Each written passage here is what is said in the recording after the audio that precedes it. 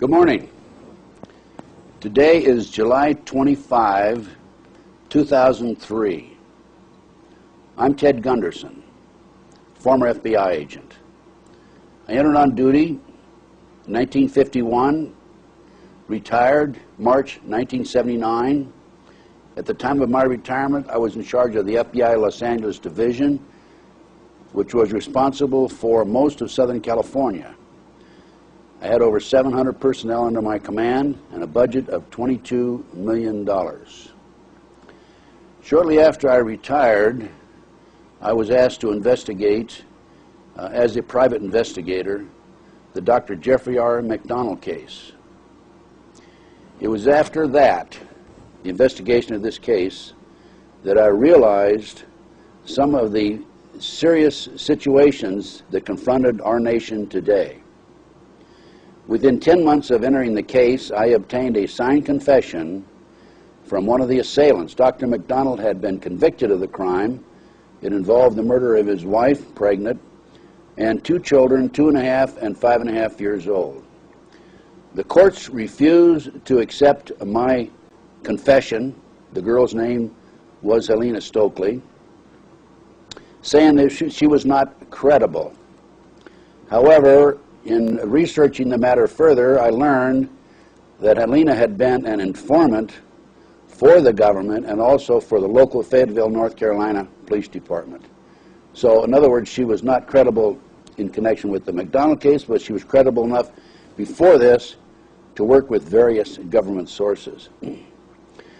Helena told me that that night was her initiation into a satanic cult. This cult was involved in distributing drugs up and down the East Coast, drugs that were being flown in from Southeast Asia in military and planes. The operation was by the certain Army personnel and also CIA. She told me that there were generals involved in the drug operation, there were police officers, and at least 2 attorneys in the Fayetteville, North Carolina area. As a result of receiving this information, I went public.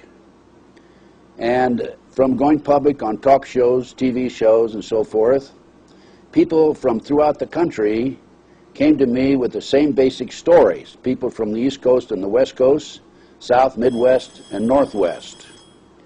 It was then that I realized these people who did not know each other were furnishing the same basic information about satanic cults. And of course, as a result of this, I delved further into this situation. The path that this led me down is mind-boggling. Over the last 23, 24 years, I have developed so much information about the situation as it exists in our great country and gone public with it as much as possible, and yet I am being ignored. And the information I have furnished to authorities is being ignored. And I'll go into that later on in this interview. But the point in question here is, this is when the lights went on for me. Now, in looking through the situation, and as a result of my research, of course, I knew that we were advised about Pearl Harbor several days before the attack on Pearl Harbor, yet it was supposed to be a surprise attack. I talked to the naval intelligence officer who received the message in Washington, D.C. on December the 4th, 1941, that the Japanese were going to attack Pearl Harbor. He sent the message on to his superiors. After the war, he was subpoenaed before a committee, congressional committee.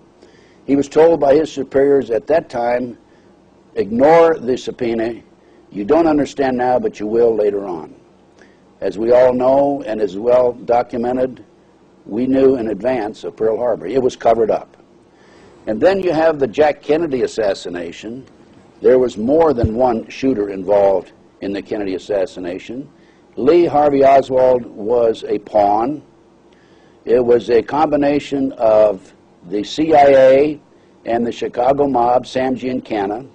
This is very well documented in a TV series that's appeared on A&E about every 6 months, as a matter of fact.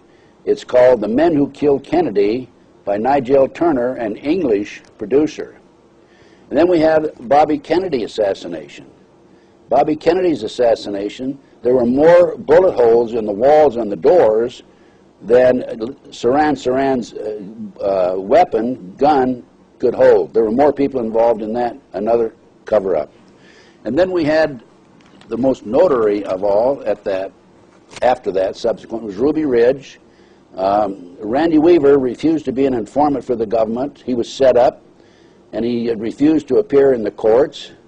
And as a result, we had the Ruby Ridge fiasco, where an FBI sharpshooter killed his wife while holding the baby, another cover-up. And then we had Waco. Waco was an unbelievable situation because the military was there, took on the Koresh and his followers, and that's in direct violation of posse comitatus, whereby the military is not allowed to become involved in the enforcement of civilian population. Of course, the FBI was there also, and BATF was also there. There were four BATF officers who were shot, and the Koresh people were blamed for the shooting. However, in researching that matter, I have learned that all 4 BATF agents took a shot to the head. Now, this means that there was a sharpshooter there, and in one instance, the bullet came from above into the man's lip and down into his body. That was just one. In further research in the matter, I learned that these 4 BATF agents had at one time been a bodyguard for Bill Clinton, the President of the United States. And next we had the World Trade Center bombing in February 1993. Unfortunately, there were 6 people killed. But what happened there was the FBI had an informant, Salam, a 43-year-old former Egyptian Army officer, and he wore a body mic when he went in on his contacts with the terrorists. And as a result, they had an open and closed case at the trial. However, he testified at the trial that he also wore a body mark when he was interviewed by the FBI agents. And at that time, he said that, hey, I've been commissioned to put the bomb together by the terrorists. We're going to use a dummy bomb, aren't we? His superiors in the FBI said, no, we're going to use a real bomb. The point being, the FBI not only knew in advance of the bombing of the World Trade Center in February 1993, the FBI furnished the ingredients for the bomb. Documentation, a New York Times article, October 23, 1993. But then we had Oklahoma City. And in Oklahoma City, which occurred in 1995, they claimed that Tim McVeigh and Nichols were involved. I personally made 2 trips to Oklahoma City out of my pocket and investigated the case. I have a 220-some page report that's available to the public concerning this situation. And I was told by an inside investigator that there were at least 11 other people involved in Oklahoma City. And then after Oklahoma City, we had the World Trade Center. Of course, September 11th, 2001. And it's been well documented through numerous sources, and I'll go into that more in detail in a few minutes, that there was much more to this than we've been told by the mainstream media. And as a matter of fact, if you look at those last 3 cover-ups, World Trade Center, February 93, Oklahoma City, and World Trade Center 2001, you will note that there's a Middle East connection in all 3 of them. Now, after the Jeffrey McDonald case, I was involved in a number of other investigations, which I have learned have also been covered up by authorities who are responsible for investigating these matters. In addition to the Jeffrey McDonald case, I investigated a case on the West Coast, Manhattan Beach, California, called the McMartin trial, McMartin preschool case. The children said that after they were dropped off by their parents in the morning, the authorities, the teachers, in a number of instances, took them down through tunnels and up into a trapdoor of the triplex next door, placed them in automobiles, took these 2, 3, 4-year-old children out into the community where they were prostituted. The authorities again claimed that this is not true. The children were exaggerating. They were influenced by their therapists. Well, in 1990, I had an opportunity to gain control of the McMartin school property. I hired along with some of the parents, of course, I hired an archaeologist, Dr. Gary Stickler from UCLA, and we began an excavation of the property. The authorities had looked for tunnels under the school in 1987, said there were none, they could find none. Well, Dr. Gary Stickler, after 34 days, specifically stated that there were definitely tunnels there. He came up with this conclusion in the middle of the second trial of Ray Buckey. We called the district attorney's office. He sent an investigator named Perez out who argued with Dr. Stickler that there were no tunnels in the school. The authorities ignored the fact that we did find these tunnels. In other words, the children, in my opinion, were telling the truth. At least they were telling the truth about the tunnels. Now, other activity that the children claimed they were involved in or were exposed to were adults in robes chanting with candles. They talked about the burning and the sacrifice and the murder of babies in ceremonies, obviously a satanic ceremony. This is just a touch of what I've been involved in. I might also mention that in the late 1980s, I was actively involved in what's called the Franklin cover-up. This is a case where children were flown from Sioux City, Iowa to Washington, D.C. for sex orgies with congressmen, senators, and it goes all the way, at that time, up to the White House. And this case, again, was covered up. I've written letters to the Attorney General of the United States, to the Attorney General of the state of Nebraska, and documented this. And as a matter of fact, I have a report that contains details concerning this case, and it ties into an organization in Washington, D.C. known as the Finders. This is my report on the Finders. And this not only is documented out of my investigation with former State Senator John DeCamp, it's documented through U.S. Customs. In 1987, the Tallahassee Police Department received a phone call anonymously from an individual who said that there were 2 well-dressed men and a number of children in the park. The police went down, arrested the man, looked at the children. The children didn't even know how to use toilets or telephones. They traced the case to Washington, D.C. to the Finders. And in researching this, and as a result of the information furnished by the U.S. Customs agent, in fact, I have the U.S. Customs agent report here, it was noted that the Finders, an organization established in the early 1960s, was involved in kidnapping children. And I have the last paragraph of the last page of the Customs report in front of me. And let me just read this portion to you. This Customs agent arrived at the scene of the Finders on April the 2nd, 1987.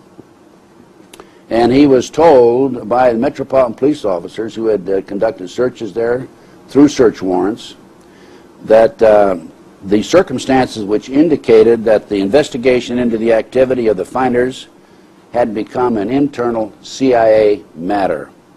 The Metropolitan Police report has been classified secret and was not available for review.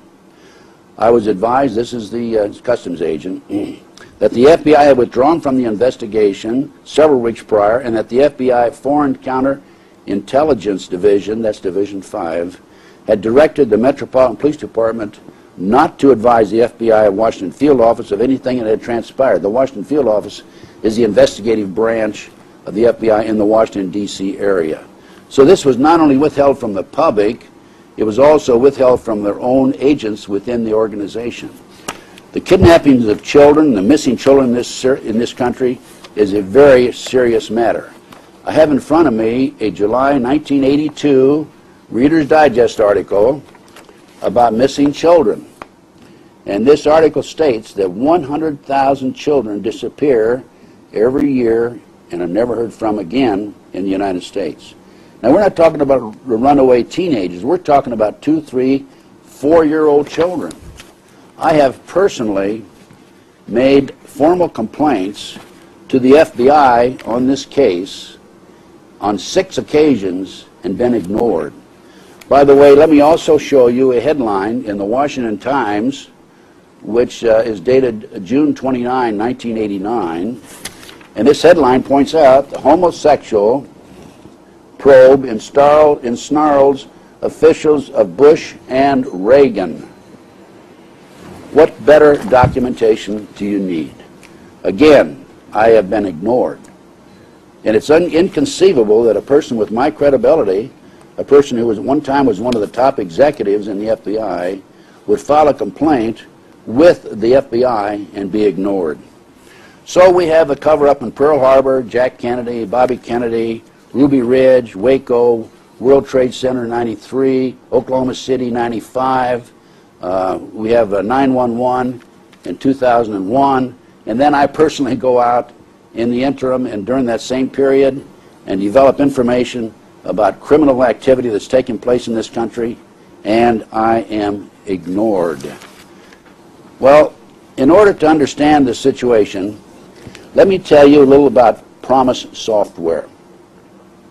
Promise Software was a computer that was developed by Bill and Nancy Hamilton out of Washington, D.C.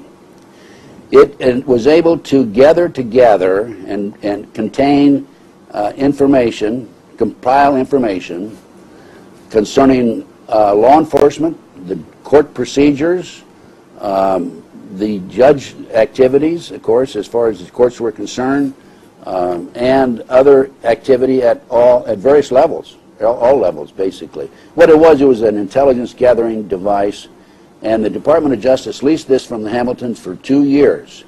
At the end of 2 years, they refused to pay the Hamiltons the $10 million that they owed to the Hamiltons. The Hamiltons went into court, bankruptcy court, filed a lawsuit. They won in court, but the court said, you're in the wrong court, you need to go to the district court.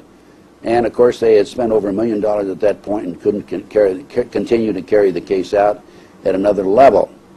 Now, after the Department of Justice refused to pay the Hamiltons, they gave the Reagan administration, through former Attorney General Meese, gave the Promise Software to a fellow named Earl Bryant. Earl Bryant's former owner of the United Press International.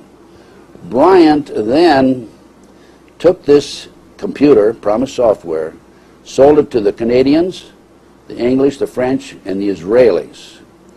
And what the British, Canadians, French, and the Israelis didn't know at the time was that we had put a trap door in that computer, so all the information, intelligence information that those countries gathered was also available to us, unknown to those countries, of course.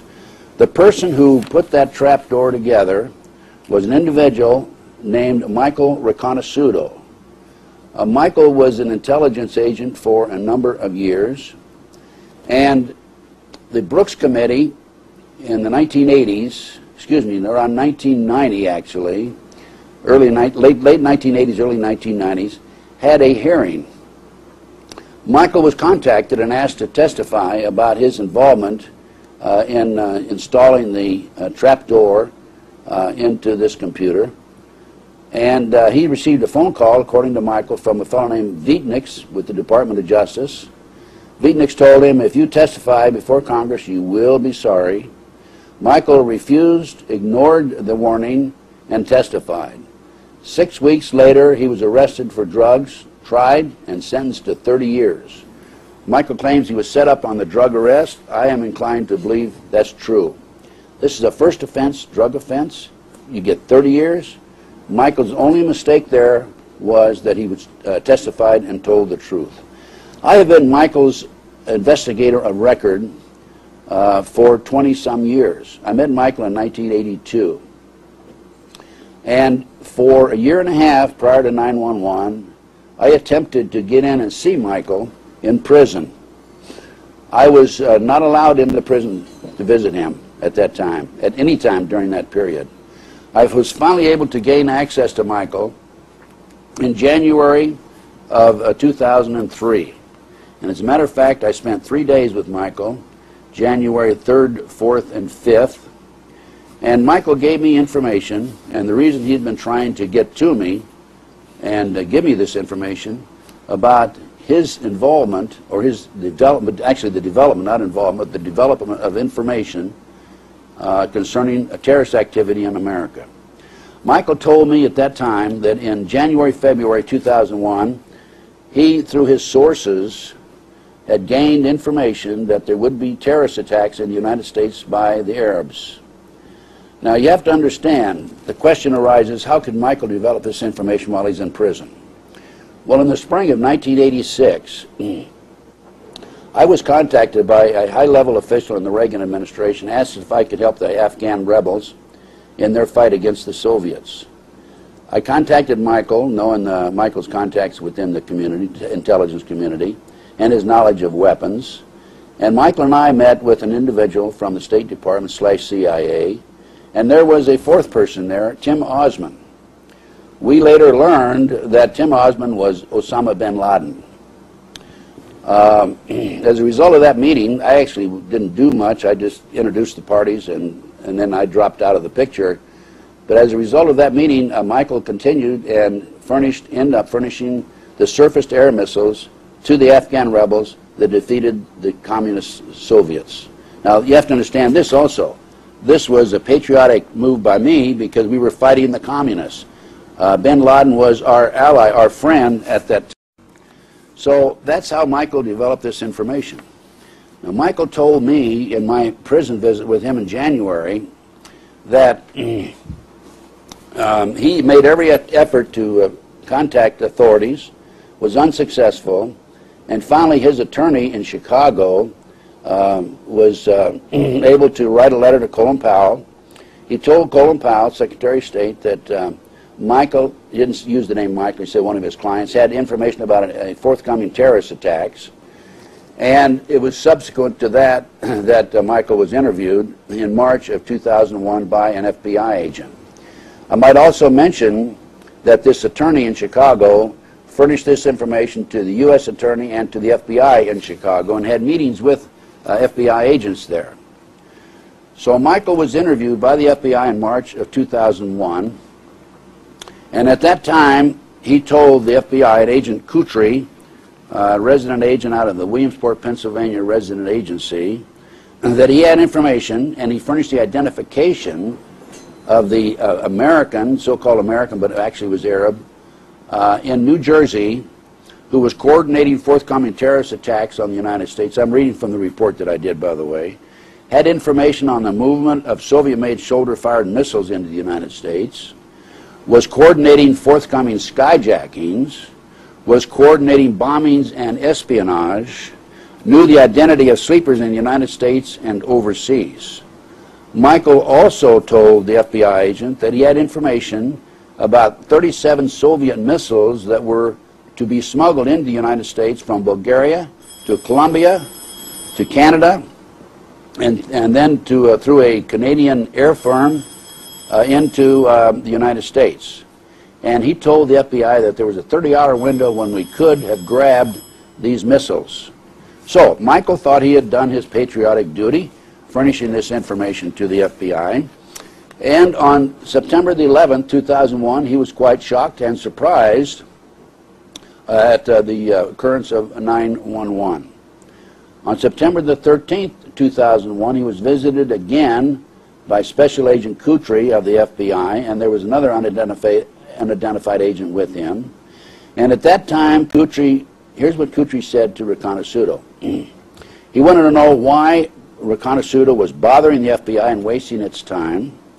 He accused Reconnaissado of seeking publicity, accused Reconnaissado of being anti-FBI and anti-government, called Reconnaissado a conspiracy theorist, called Reconnaissado a know-it-all, called Reconnaissado a hoaxer, and threatened him with prosecution.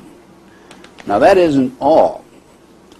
Let me mention this, that shortly after I sent a letter to Senator George Allen of Virginia And in this letter, I asked the senator to communicate with the FBI and determine the exact date that Michael was interviewed in March 2001. We wanted to verify, and we wanted the FBI itself to confirm that they'd interviewed Michael, right, for documentation. Shortly after I sent this letter to the senator, 4 of Michael's friends who had been in communication with Michael while he was in prison and were not knowledgeable, professionally knowledgeable about terrorism, were contacted by the FBI. The FBI, without search warrants, seized their computers, and they demanded all letters, documents, correspondence, books, and so forth, and also inquired about the Arabs' contacts of Reconocido.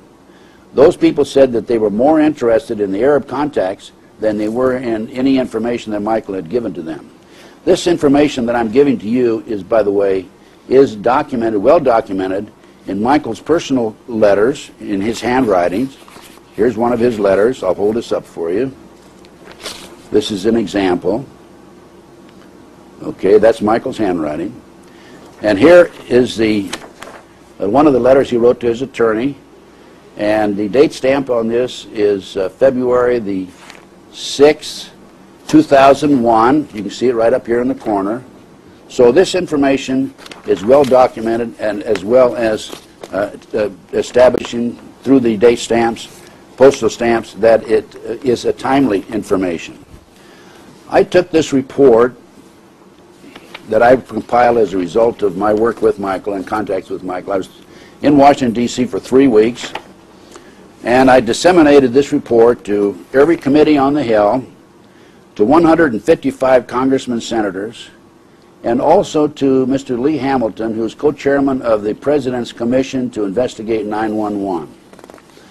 I also had a personal telephone conversation with Mr. Lee Hamilton, and at that time I said, and this, I sent this January 29, 2003, I said, Michael has considerably more information about terrorist activity than is in my report. For example, he claims to have details concerning the anthrax letters to the Congress. This is my communication to the senator. I was in Washington. I did not have access to a typewriter, so I wrote it in longhand.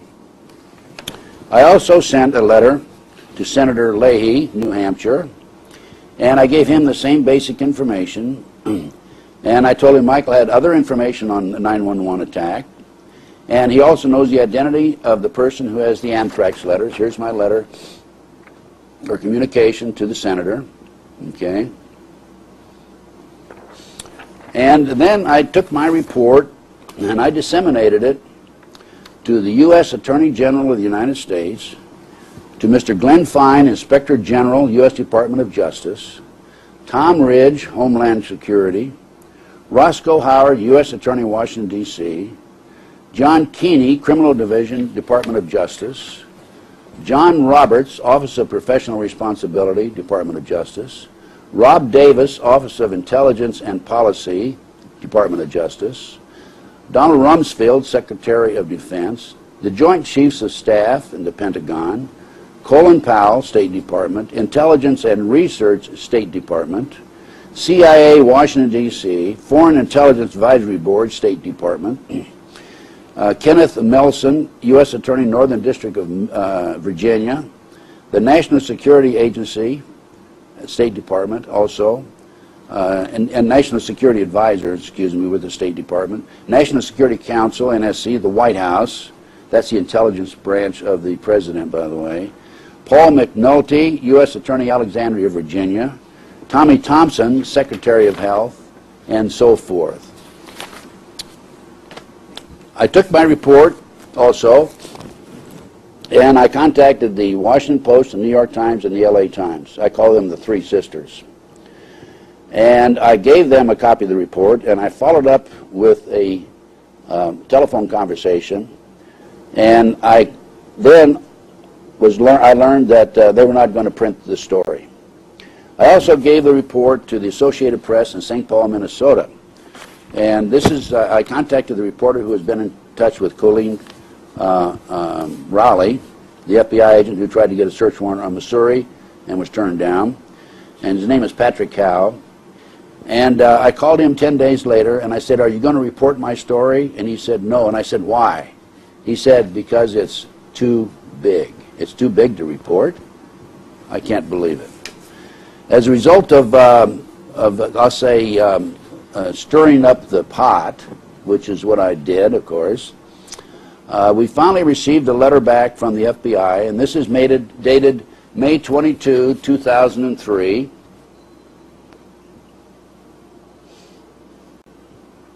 And it is signed by Mr. Larry Mefford, M-E-F-F-O-R-D. And in this letter, Mr. Mefford says, "Mr. Reconnaissance has contacted the FBI on numerous occasions alleging he has information regarding terrorist-related activity that would be of interest to the FBI. On each occasion, the FBI has made every effort to accommodate Mr. Reconnaissance and investigate his allegations." Now, hey, wait a minute. Mr. Kutry told Reconnaissance when he talked to him September 13th that they did not investigate the allegations as made by Michael Reconnaissance because they didn't think he was telling the truth. But now they're saying that they did investigate it. However, at no time has he provided any credible evidence or indication of a federal violation within the investigative jurisdiction of the FBI. Now are they saying that terrorism is not a violation of the FBI within their jurisdiction? Continuing, I won't read the whole letter, but in this letter we finally were able to document that, as a matter of fact, the FBI admits they interviewed Michael on March the 20th, 2001. And in this letter, the Assistant Director, Mefford, states that on March 20, 2001, an FBI representative interviewed Mr. Reconnaissance at the Allenwood Federal Correction Institute concerning his allegations, and appropriate steps were taken to investigate his concerns. They were not only his concerns, they were our concerns, the whole country's concerns. However, there was no indication of any violation of federal law within our investigative jurisdiction. Did you listen to the report, my report of what Michael told me and told the FBI? And now they're saying there's no indication of any violation of federal law within our jurisdiction? Continuing over on the next page, Mr. Reconnaissance was not deemed to be a credible source of information concerning the terrorist attacks of September 11, 2001. Also, in conclusion, excuse me, in view of the FBI's documented efforts to accommodate Mr. Reconnaissance and complete lack of credibility information he has provided, in addition to the numerous FBI sources that have been spent investigating Reconnaissance's allegations, no additional contacts will be made with him. In the event Mr. Reconnaissance has information he would like to provide to the FBI, he may do so by sending it to the nearest FBI field office. I hope this information is helpful in responding to your constituent. I am returning your enclosures as requested. Now, Michael Reconnaissance, let me get this straight. He furnished information about forthcoming terrorist activity. He said he furnished the names of the person in the United States who was behind this movement. He said he had other information, by the way, but he did not want to provide this additional details until he was granted immunity. And the FBI never bothered to come back and talk to him about the additional information he had. They never attempted to give him any immunity. They never wrote to anybody in the authority in an effort to obtain immunity for Michael and then follow up with this information. Michael gave them this information in March 20th. The incident occurred on September the 11th, and he has no credibility. Unbelievable. I have in front of me an article dated June 27, Boston Globe, Boston, Massachusetts. And in this article, Mr. Mefford testifies before Congress. And here's what he says. The FBI is conducting investigations into Al-Qaeda and affiliated terrorist groups in 40 states, placing urgency on finding any sleeper cells that could mount any large-scale attacks, a senior official said yesterday. Larry Mefford, Assistant Director of the FBI's Counterintelligence Division, said after appearing before the Senate Judiciary Committee panel on terrorism that the investigations range from the people identified as Al-Qaeda operatives to uncorroborated tips from citizens. He goes on and stated before Congress, the network remains the most serious threat to U.S. interests both at home and overseas. Mefford told the panel that network includes groups committed to the international jihad movement, and it has demonstrated the ability to survive attacks.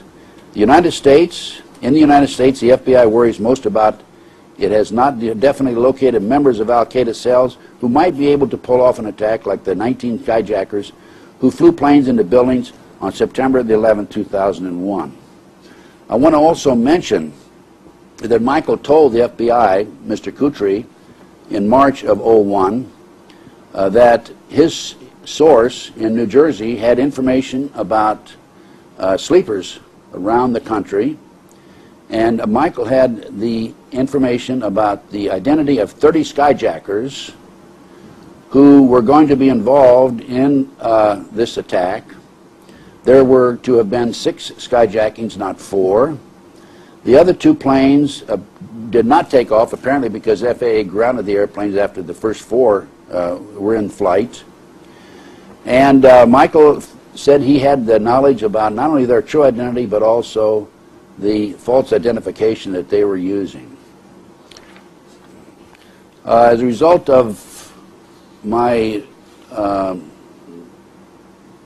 attempts to arouse Congress, the Senate, and to pass out several hundred of this report, copies of this report to various official agencies, I received a couple of responses. One senator from Nevada, Senator Harry Reid, said, "Thank you very much. By the way, check my website. You'll see what I stand for. Mother, apple pie, Chevrolet, and hot dogs." I had another letter from a congressman who referred the matter to Senator Boxer. Boxer had already received a copy of my report, as did Senator Feinstein. And then I had a letter from the U.S. Attorney Central District of California, who said that it's not within his jurisdiction. The matter should be referred to the U.S. Attorney in Las Vegas, Nevada. This is a matter that should be referred to the Department of Justice, Washington, D.C., and it was referred to the Department of Justice, Washington, D.C.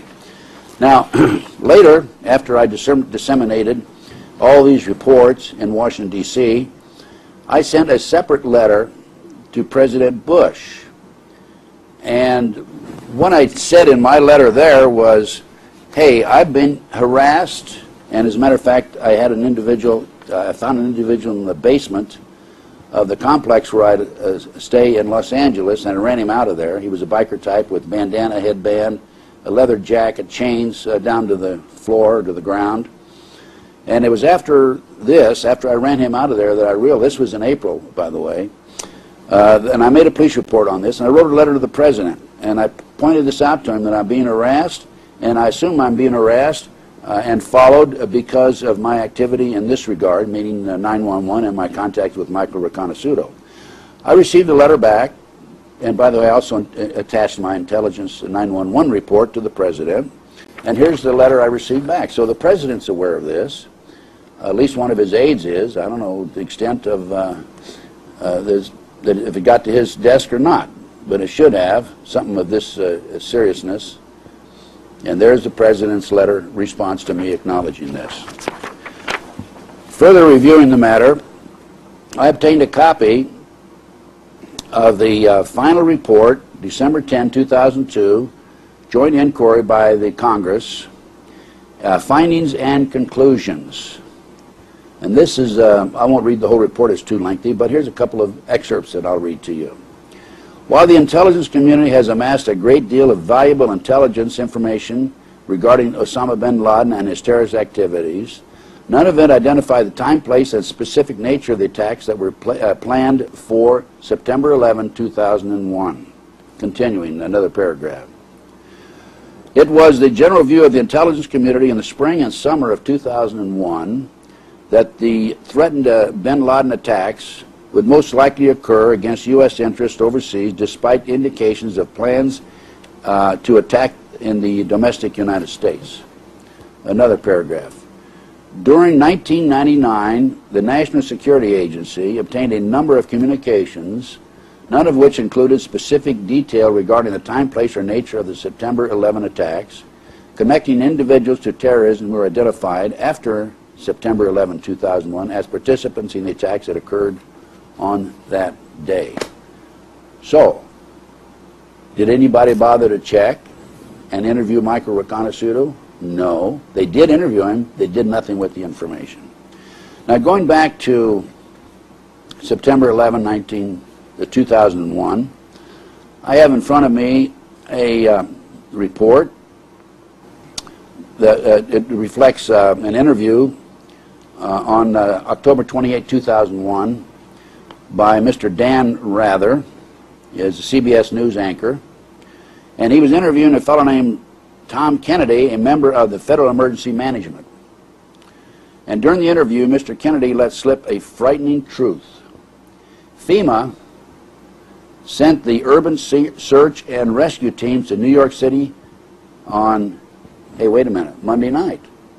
Monday night was September the 10th, not September the 11th.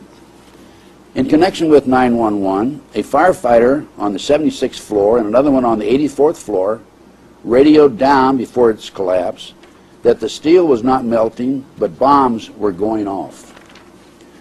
It's also interesting to note that on CBS News, September the 26th, 2001, it was reported that put options were 90 times above the normal from September the 6th through the 10th of 2001 on United Airlines stock, and it was 285 times higher on Thursday before the attack. On American Airlines stock, on September the 10th, the day before 2001, American Airlines put options were 60 times above the normal. It's also interesting to note that Le Figaro, a French newspaper, reported that the CIA met with bin Laden in July of 2001, just a month before the attacks, and the conferences took place from July 4th until July 14th. Now, again, going back to Michael Riconosciuto, how would he develop this information while he's in prison? He developed it through his contacts in the Muslim world after he met with bin Laden in the spring of 1986. Okay, number one. Number two, he had access to a computer at one time when he was in the federal system. And also, he has ways of developing information and receiving information in the prison which are unknown to the authorities. There are some good FBI agents out there. I don't want to put down the FBI with a brush. No, there's some real good FBI agents out there. They're very dedicated, and they're loyal Americans. I want to make that very clear. One is Colleen Rowley. She was the FBI Minneapolis legal attorney who attempted to obtain a search warrant on Missouri, who was one of the terrorists, and she was thwarted in her attempts. They refused to give her a search warrant. She claims that she feels that had she obtained this search warrant, she could have developed more information concerning the terrorist attacks.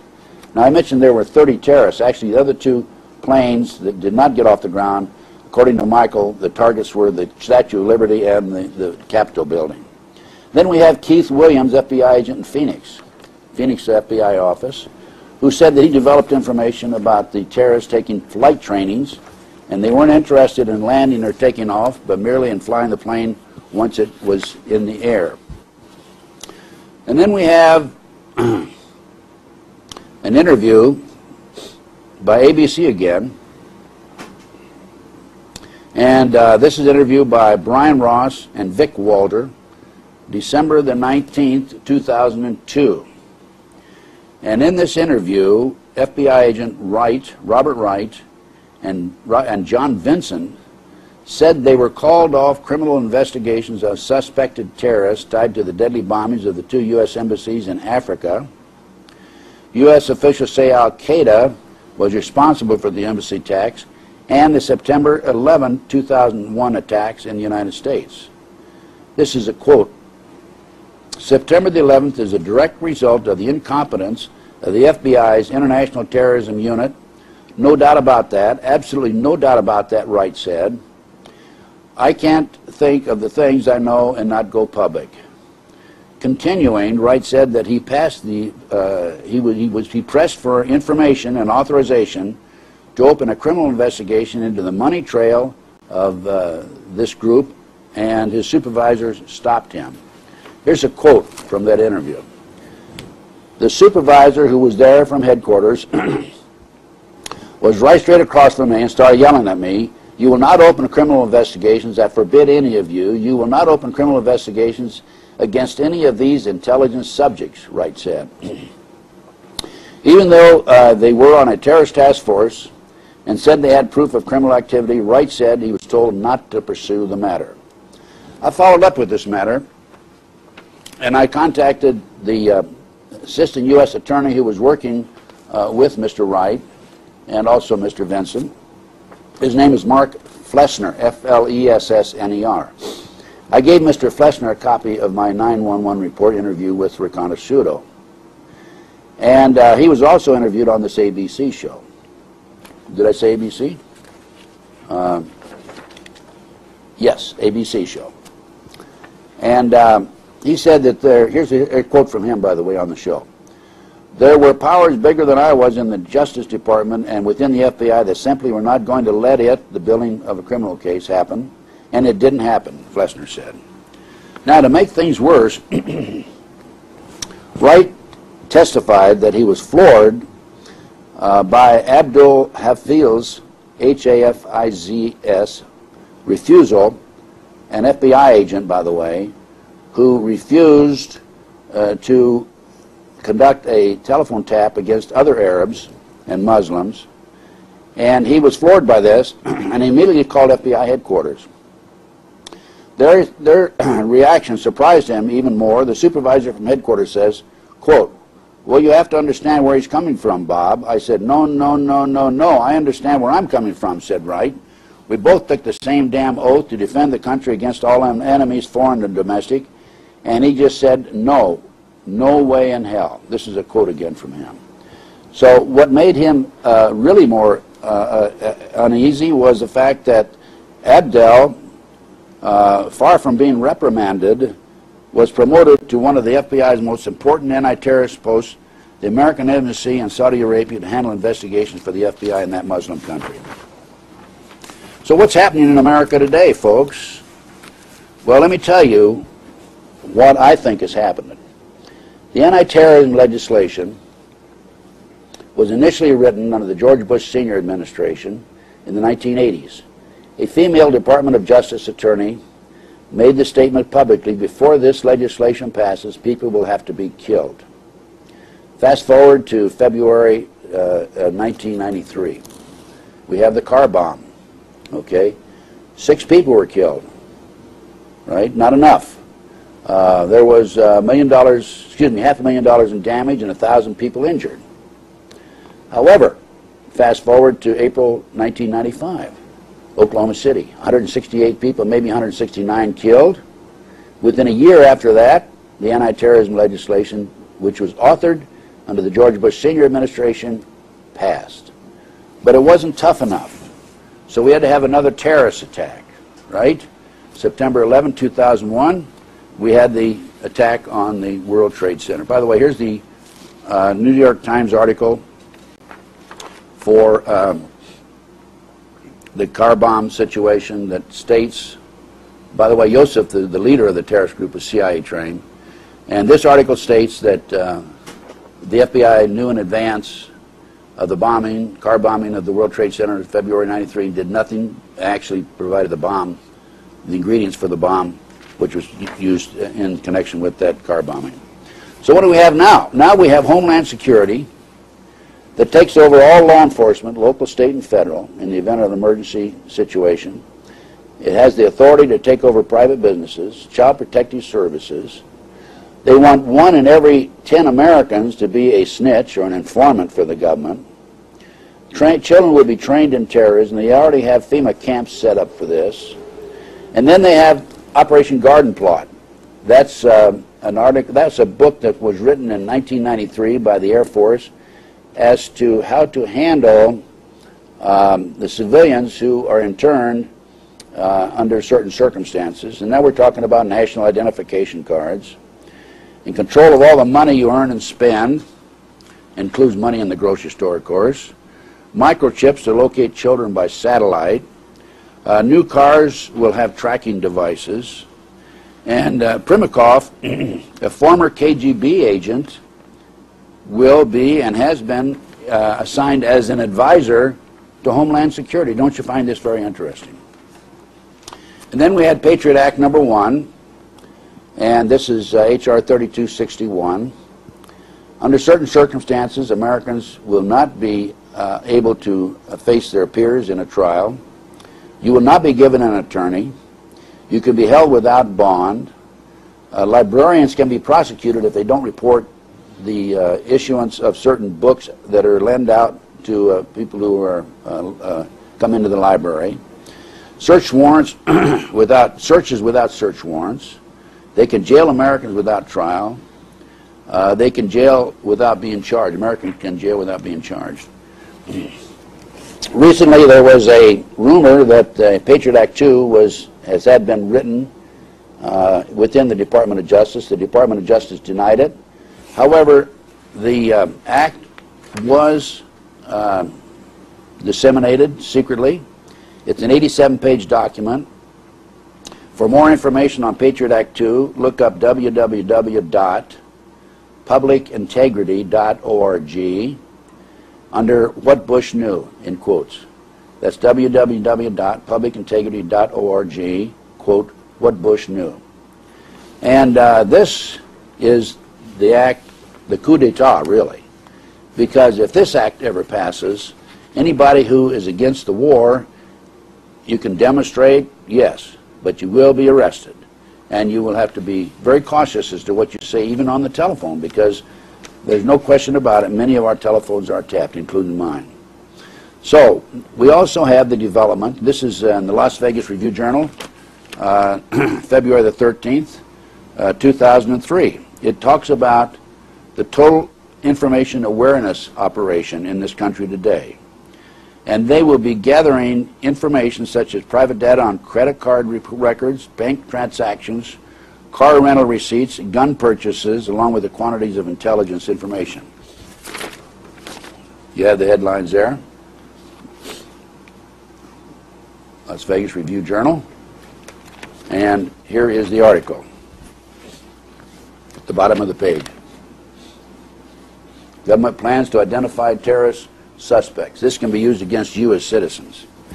And I have here also Las Vegas Review-Journal, May the 10th, 2003, wireless 911 system costly but saves life. They talk here about equipment that can pinpoint the location of a 911 cell phone when somebody dials 911. And they talk about suburban county installed computer software that can tell dispatchers almost exactly where a wireless call originates. They've been able to trace calls from landline phones since the 1980s, but only a few hundred of the nearly 7,000 centers nationwide have the enhanced system that can do the same with wireless units. This is the article. This can be used against you. They say it can be used against terrorists, it can be used against you, and it will be if we don't put a stop to what's going on in America today. And here is an article in the New York Times, captioned, "You are a suspect." And they're talking about the Homeland Security. Every purchase you make with a credit card, every magazine subscription you buy and medical prescription you fill, every website you visit, an email you send or receive, every academic grade you receive, every bank deposit you make, every trip you book, and every event you attend will be recorded, or can be recorded. They go on and they talk about recording of applications for passports, driver's license, bridge toll records, judicial and divorce records, complaints from noisy neighbors to the F.B.I. This is, folks, it's here. It's alive and well. And here's another article from the New York Times, A Snooper's Dream. And this is dated November 18, 2002. They talk again about total information awareness. It's a project of the Defense Advanced Research Project Agency, called DARPA, which helps develop the internet and host of cutting-edge military technologies. It is run by John Poindexter, the retired Navy Rear Admiral, who was Ronald Reagan's national security advisor, and in that capacity helped devise a plan to sell arms to Iran and illegally divert the proceeds to the rebels in Nicaragua. All transactions of everyday life, credit card purchases, travel, and telephone records, even internet traffic, email, will be available to them. And this is one that's really scary. This was in the Philadelphia Inquirer, and it's July the 2nd, 2003, a very recent article.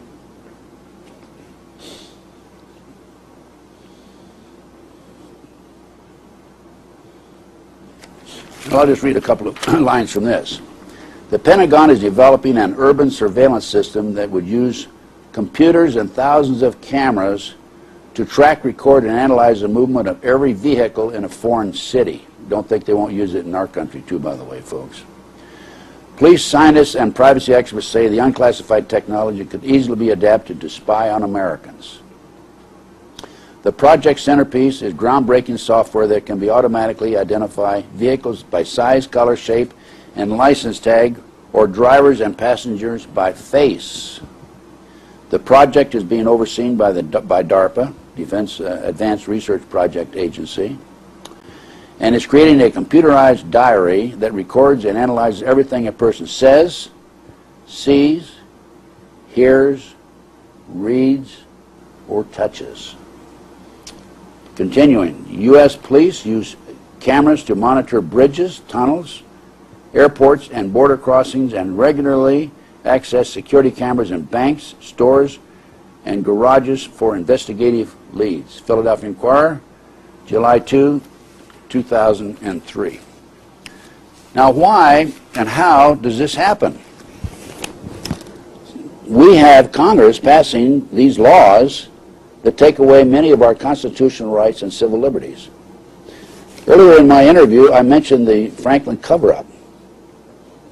Well, this is a case involving the use of children for sex by high-level politicians in Washington, D.C., and also the kidnapping of children.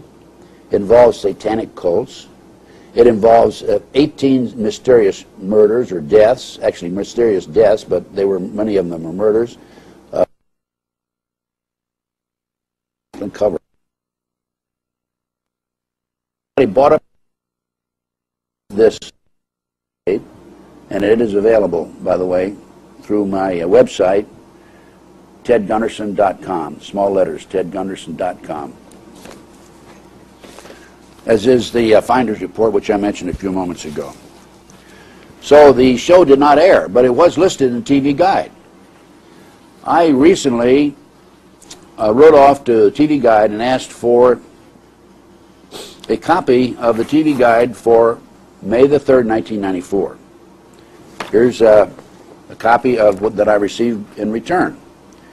You'll see here, right here, that Conspiracy of Silence, which is the video, is not listed, although it was listed originally.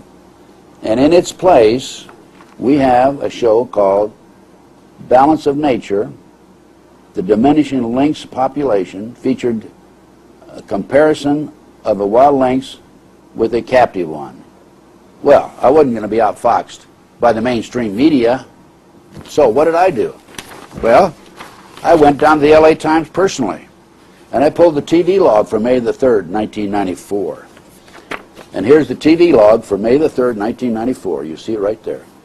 Conspiracy of Silence is listed. Well, maybe it was listed on the West Coast and not on the East Coast.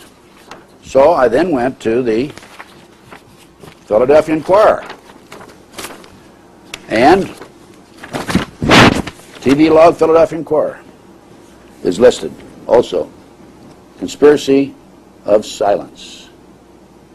Mainstream media, the control that they have over us. And this is the reason we are not being told, actually, what's happening in America today. In a poll, a recent poll in Europe, this was reported by Time Magazine 2002, there were 250,000 Europeans who were asked what nation poses the greatest threat to world peace. 7.8% of the Europeans polled said North Korea, 8.9% said Iraq, and 83.3% said the United States. So what's happened to the great FBI? I'm proud to say that I served 21 years under J. Edgar Hoover. J. Edgar Hoover was a man of integrity. He was honest. He was dedicated. He served for 48 years, from 1924 until he died in May of 1972. During that period, we did not have one instance of corruption, not one instance of corruption within the ranks. I recently saw a TV documentary about the FBI, and it was pointed out that J. Edgar Hoover was a rascal because he kept all those secret files on Congress in Washington, D.C., where he could blackmail them. Well, it's interesting, when we had those files, we didn't have these problems that we have today. Actually, let me explain about those files, because I was personally involved in them, and I have been there. I've reviewed some of those files. I reviewed Richard Nixon's file on one occasion, because I had to, because of a case that I had in headquarters. I was assigned to headquarters, by the way, for 5 years. I go out on a bank robbery. I interview John Smith. John Smith gives me the description of the bank robber, 5'10", 170. And after I obtain that information, John Smith says, by the way, Mr. Gunderson, let me mention that I have information that I think would be of interest to you.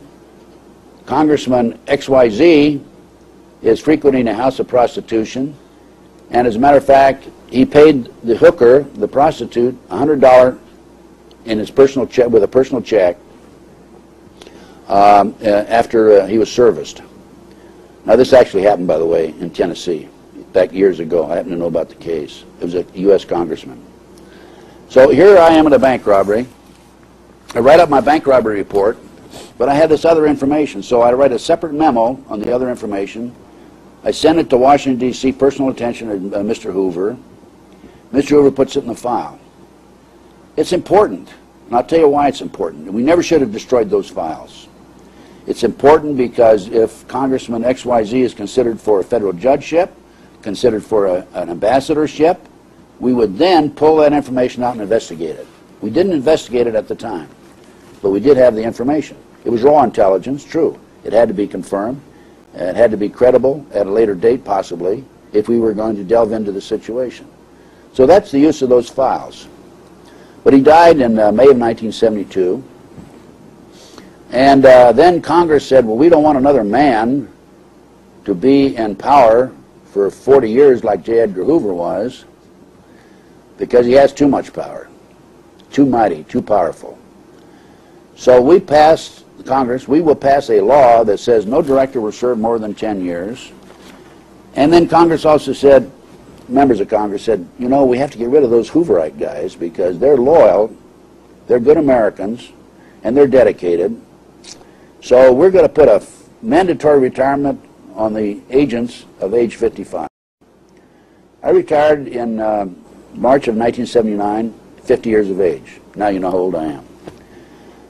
And I had 5 more years to serve. I decided I'd get out then. Also, Attorney General Griffin Bell and later Attorney General Ben Civiletti under Carter asked me to coordinate security for the Pan American Games, so I retired early in order to coordinate the games in San Juan, Puerto Rico in the summer of 1979.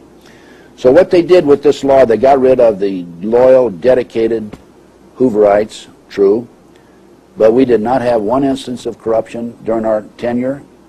The FBI had an impeccable record. We were admired and respected.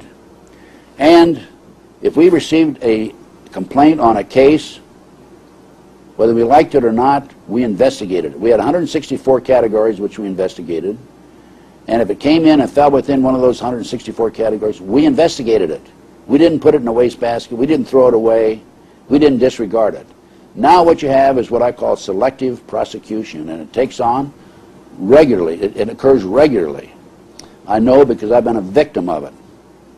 There were attempts in the early 1980s, by the way, to set me up on a fraud case. I did not commit fraud, so they were unsuccessful there, the FBI. They attempted to set me up on a drug case in 1982. I was successful there because I would never be involved in anything of that nature. And the person who was liaisoning with the FBI and trying to set me up was a girl named Pam Fawcett. After 6 months, she came to me and told me that she had the run of the FBI Modesto, California office.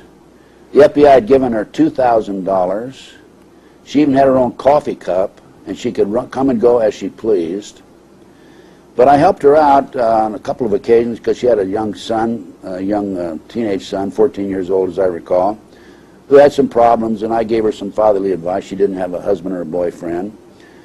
And when she came to me, she drove to Los Angeles. We met in a parking lot, and she told me the story how she was set up on drugs, and they told her that if you want to get out of this charge, these drug charges, you have to work with us against Ted Gunderson.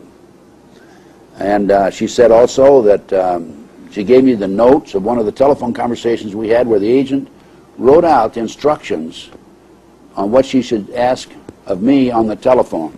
I have these notes, by the way, in a safety deposit box. That's how I knew she was telling the truth. So I said to Pam, I said, well, Pam, why did you come over to my side? And you've been working with these people for 6 months. Why did you come over to my side? She said, well, I woke up the other morning and I realized you're the only honest, these are exact words, you're the only honest son of a bitch I've talked to in the last 6 months. That is the truth, folks. The last time I heard from Pam, she told me she was on a hit list. She had to go into hiding. I haven't heard from her since. This was 20-some years ago. So now, by the way, after that, there were several attempts on my life. There were occasions, several occasions, when gunmen were waiting for me at certain locations. I didn't go. I say through divine intervention. I didn't know they were there. But I was able to avoid that. And most recently, because I've become fairly well known, I guess, because I shoot my mouth off and I tell it like it is, I'm the victim of a disinformation program. There are a number of people out there who are spreading disinformation on the internet about me that are absolute lies and false allegations. For example, Stu Webb, who I happen to know as an FBI informant, and I have documentation of this because I took him in once. He said he needed a place to stay for 4 days. I said, well, come on in. He stayed for 7 months. When I asked him to leave, he stole all kinds of products from me. I'll have to say I had all kinds of products that were missing, my research, I had books that were missing and so forth, so he's the only one that could have taken them. And I happen to know that when he left, there was a memo that he had written to the Las Vegas Police Department. In his memo, he stated that he was working with the FBI at that time. I have a copy of that memo. And also he was interviewed on an interview on a videotape, and in the interview, 23 minutes into the tape, he stated that he was also working for the FBI, and he had a symbol number. Symbol numbers are given to informants. They're not given to people walking the streets. Now, I was reviewing this tape on my couch with my roommate after I received it, because I told that he was bad-mouthing me. I was told that. And when I heard him say this, I was shocked. So I set the tape aside, and about a week or 10 days later, I made copies and distributed it to some people around the country. And a man in North Carolina called me and said, there's nothing on there about him working with the FBI and being given a symbol number. So I pulled the tape and played it, and it was not there. Now, the only way that could have not been there is because somebody came in and switched it. Now, there was a period, October the 3rd, when I was out away, and my roommate was gone from my condominium for about 3 hours. Somebody had to come in and put another tape there. You would not know that from playing it, because it was exact duplicate as far as the cover was concerned. So now we have burglary, we have attempted murder, we have attempts to frame me, and I'm not belly aching or complaining because this goes with the territory. I'm not a whistleblower because I'm not talking about the FBI when I was in. I'm talking about the FBI now that I'm out. What do we have? What do we have since I left? We have agents within the ranks who are spies and been convicted of spying. We had Richard Miller in the FBI Los Angeles division, who was working with the Soviets. We had Robert Hansen, Washington, D.C. headquarters agent, who had access to extreme sensitive information. And as a matter of fact, Hansen is reported to have given the promised software to the Soviets. And bin Laden is supposed to have the promised software now, so he can keep track of what we come up with in connection with his investigation by the FBI here locally. And most recently we have James J. Smith, the agent on the West Coast, who was involved with a Katrina Leung, L-E-U-N-G, a Chinese lady, in the ranks. And then in Boston, we had a fellow named John Conley who was working with the mob, as he had infiltrated the mob, and he had knowledge about contract killings, about involving Whitey Bulger and other individuals. So we have a corrupted FBI now. The FBI, again, selective prosecution by the U.S. Attorney, cover up of major investigations, and they're basically looking the other way. They're being used as puppets, absolute puppets. This is an article here. This is an article here that I have on Mr. Smith, James J. Smith, FBI agent. This is in the Washington Post, and it's dated June 20th, 2003. If you want to take a look at that for documentation. I'm sure you probably read it already in the paper. And here's, again, an article. This is in the Washington Post again, June the 20th, 2003. That was a pretty good issue that day, about the Whitey Bulger and Mr. Conley of the FBI involved in contract killings.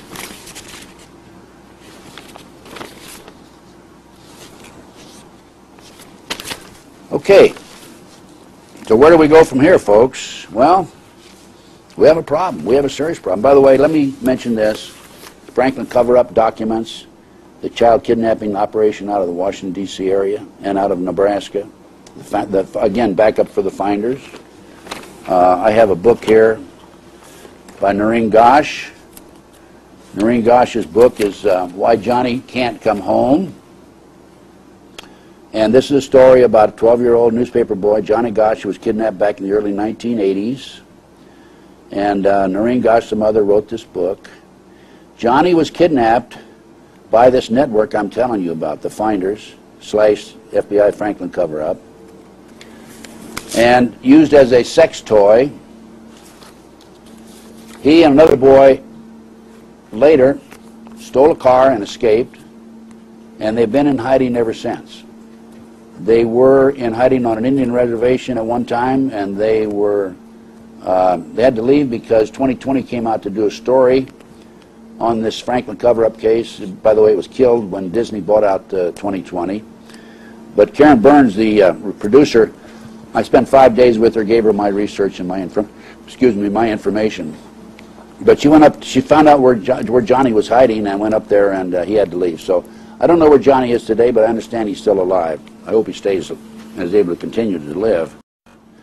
So what's happened? Well, I have here a report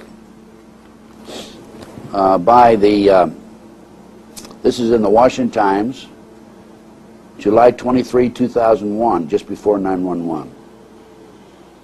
FBI agent John Roberts, a unit chief for the Bureau's headquarters of professional responsibility, and John Werner, W-R-N-E-R, spent 27 years with the FBI before his retirement in 1999, told a Senate committee last week that they were threatened and intimidated by senior FBI managers during an investigation of the Bureau's role into the fatal shooting at Ruby Ridge. Do you recall that? That was where Vicki Weaver, her 14-year-old son, Samuel, and a deputy U.S. Marshal William Deegan were all killed during the standoff in August 1992. During his testimony, Mr. Roberts told the committee that during the Ruby Ridge inquiry, he and Mr. Werner, also assigned to the probe, were told by senior FBI managers, quote, that we do not work for the FBI, that our assignment to the Ruby Ridge investigation could have an impact on our careers, and that being assigned to the investigation would not be good for us in the end. Well, if they don't work for the FBI, from whom are they receiving their paycheck? They're getting their check from the FBI, the federal government.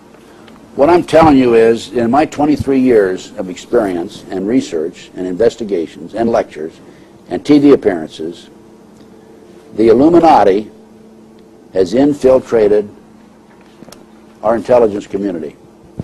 It's not only infiltrated the intelligence community, it's infiltrated every level of society.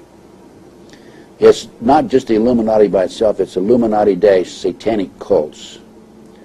I've talked to a number of Illuminati people, and they were members of a satanic cult, and they were active in satanic cults. The satanic cult problem in this country is serious, and it dovetails across the board with the drugs, pornography, prostitution, and other nefarious activity. In 1773, the Rothschild family commissioned a fellow named Adam Weishaupt to come up with the goals to take over the world. On May the 1st, it's Communist holiday, by the way, of 1776, Adam Weishaupt announced the 25 goals. And these goals were, number 8 was corrupt youth through sex and drugs. I'm not going to go through all of them because that's the subject of another lecture by me. I have a 4-hour lecture on the Illuminati that's available to you folks. The number 8th goal was to corrupt the youth through sex and drugs. Number 12 rule was to elect their own people, elect Illuminati to offices. I'm sure they've done that in Washington. And number 13 was to control the press. Well, on February the 9th, 1917, Congressman Calloway, and I don't have a copy of in front of me, but it will be made available to you on the screen. Congressman Calloway announced that the J.P. Morgan interests had bought up 25 of America's leading newspapers and inserted their own editor in order to control the press. Before they bought up these 25 newspapers, they did a survey of 179 newspapers, and they picked these 25 as the key newspapers where they felt they could be effective. And it has been effective. You're getting information from me today that you won't get from the mainstream media. Fortunately, there are a few press releases now and then that do corroborate what I'm telling you. The 14th goal of the Illuminati I find very interesting because it fits right into Pearl Harbor, Jack Kennedy, Waco, World Trade Center 93, Oklahoma City bombing, the 9/11 attacks. The 14th goal of the Illuminati is to create a crisis and then come in and pretend like you are the savior. And that's what's happened in order to pass the anti-terrorism legislation. The 17th goal promises to politicians, and the